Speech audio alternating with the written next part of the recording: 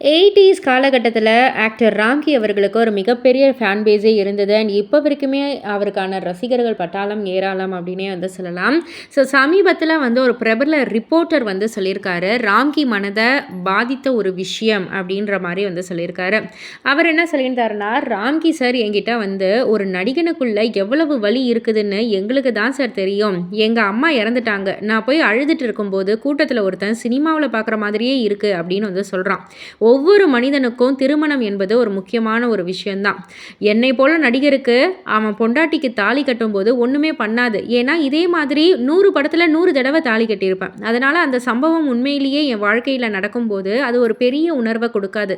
இதெல்லாம் எங்க வாழ்க்கையில ஒரு மிகப்பெரிய ஒரு சோகம் அப்படின்ற மாதிரி ராம்கி சொன்னதாக ஒரு பிரபல ரிப்போர்ட்டர் வந்து பகிர்ந்திருக்காரு. சீரியஸ்லி இவங்க நிறைய பேர் வந்து இந்த மாதிரி இஷ்யூஸ்லாம் வந்து ஃபேஸ் பண்றது உண்மைதான். நிறைய நடிகர்களுக்குள்ள நிறைய சோகம் இருக்கு.